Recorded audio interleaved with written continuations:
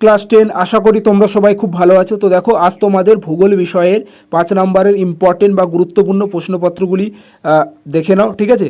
তো এই প্রশ্নগুলি রেডি আছে কিনা একটু দেখে নাও ফাইনাল পরীক্ষার জন্য। তো দেখো তোমাদের 5 নম্বরের প্রশ্ন বিভাগ উঙাতে আসবে, ঠিক আছে, দাগ নম্বর। তো দেখো এখানে 5-এর 1, তো 5-এর 1-এর দাগ নম্বরের তোমার 4টি 5 নম্বরের প্রশ্ন থাকবে, সেখানে তোমাকে 2টি প্রশ্নের উত্তর লিখতে হবে, ঠিক আছে। তো দেখো প্রথমে দেখো বহির্জাত প্রক্রিয়া তাদের দ্বারা সৃষ্টি ভূমিরূপ, এখান থেকে একটি 5 নম্বরের প্রশ্ন আসবে। তো কোন প্রশ্নগুলি পড়বে দেখো, নদীর ক্ষয়কার্যের ফলে গঠিত ভূমিরূপ, ঠিক আছে, চিত্রসহ প্রত্যেকটি। তারপরে দেখো নদীর সঞ্চয় কার্যের ফলে গঠিত ভূমিরূপ চিত্রসহ, এবং হিমবাহ ক্ষয়কার্যের ফলে গঠিত ভূমিরূপ, এবং হিমবাহ সঞ্চয় কার্যের ফলে গঠিত ভূমিরূপ। ওকে, আচ্ছা। তো তারপরে দেখো হিমবাহ জলাধারা মিলিত কার্যের ফলে গঠিত ভূমিরূপ চিত্রসহ, ঠিক আছে। তো এখান থেকে 100% একটি তোমাদের পরীক্ষা কমন আসবে, এটুকু শিওর। ওকে, তো পরবর্তী দেখো তোমার অধ্যায় বায়ুমণ্ডল। তো দেখো বায়ুমণ্ডল থেকে তোমাদের সচরাচর 2টি প্রশ্ন আসে, ওকে, 5 নম্বরে। তো দেখো কোন প্রশ্নগুলি খুবই ইম্পর্টেন্ট এবছরের জন্য। দেখো বায়ুমণ্ডলের স্তর বিন্যাস করে যে কোনো 2টি ভাগ সম্পর্কে আলোচনা করো, অথবা উচ্চতা ও উষ্ণতার তাপমাত্রা অনুসারে বায়ুমণ্ডল স্তর বিন্যাস করো, ভেরি ইম্পর্টেন্ট। এবং ওজোন গ্যাস কী এবং ওজোন গ্যাস কীভাবে উৎপত্তি হয় ও কীভাবে ধ্বংস হয় তা গুরুত্ব লেখো, ভেরি ইম্পর্টেন্ট। ওকে, তো তারপরে দেখো বায়ুমণ্ডলের উষ্ণতা তারতম্যের কারণ ব্যাখ্যা করো, মোস্ট ইম্পর্টেন্ট, এবং এই প্রশ্নটি খুবই ইম্পর্টেন্ট এবছরের জন্য। নিয়ত বায়ু কাকে বলে, বিভিন্ন প্রকার নিয়ত বায়ু সম্পর্কে আলোচনা করো, অথবা বায়ু চাপ বলয়ের সঙ্গে নিয়ত বায়ু সম্পর্কে আলোচনা করো, অথবা এইভাবে প্রশ্নটি আসতে পারে যে বায়ুর চাপ বলয়গুলি চিত্রসহ সংক্ষিপ্ত বিবরণ দাও। ওকে, তো পরবর্তী দেখো বৃষ্টিপাতের শ্রেণীবিভাগ করো, বিভিন্ন প্রকার বৃষ্টিপাত যেমন শৈলতকে বৃষ্টিপাত সম্পর্কে আলোচনা করো। ওকে, তো দেখো এবং পরবর্তী দেখো তোমার বায়ুমণ্ডল, ঠিক আছে, বায়ুমণ্ডল থেকে 100% তো একটি প্রশ্ন আসবে 5 নম্বরের। তো দেখো সমুদ্র স্রোতের সৃষ্টির কারণগুলি কী কী, ভেরি ইম্পর্টেন্ট বা খুবই গুরুত্বপূর্ণ। এবং জোয়ার ভাটা সৃষ্টির কারণ ও প্রভাব সম্পর্কে আলোচনা করো, শ্রেণীবিভাগ সহ পড়ে রাখবে, ঠিক আছে, খুবই ইম্পর্টেন্ট। ওকে, তো তারপরে দেখো সমুদ্র স্রোত সৃষ্টির নিয়ন্ত্রকগুলি কী কী আলোচনা করো।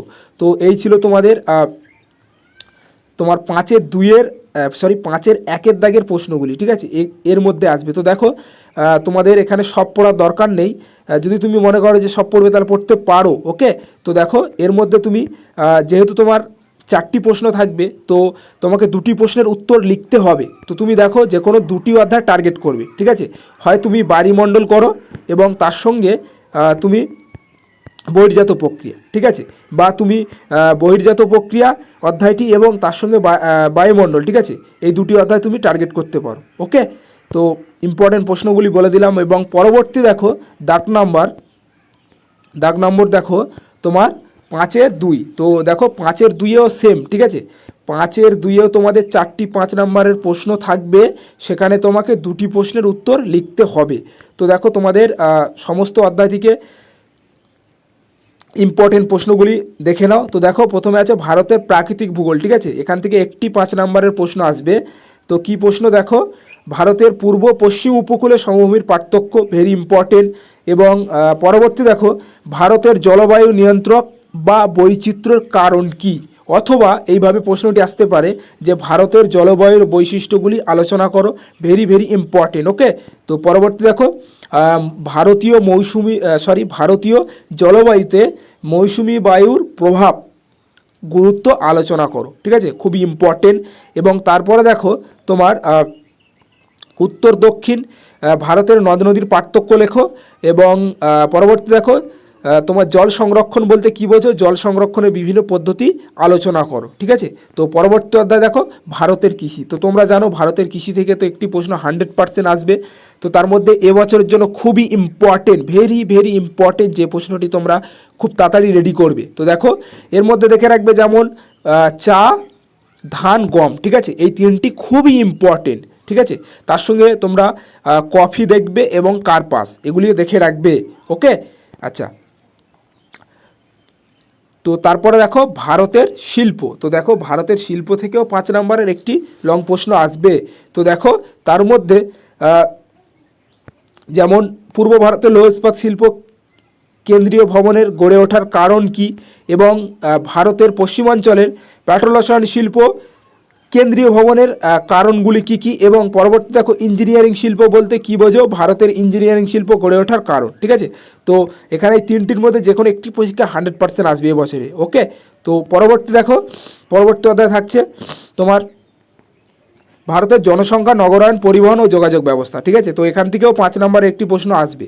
ওকে, তো দেখো এখানের মধ্যে ইম্পর্টেন্ট প্রশ্নগুলি, ভারতের জনসংখ্যা বৃদ্ধির কারণগুলি কি কি, অথবা এইভাবে প্রশ্নটি আসতে পারে যে ভারতের জনসংখ্যার অসম বন্টনের কারণ আলোচনা করো।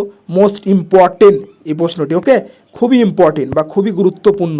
তারপরে দেখো ভারতের নগর গড়ে ওঠার কারণ, অথবা এইভাবে প্রশ্নটা আসতে পারে যে ভারতের নগরায়নের সমস্যার কুফলগুলি কি কি।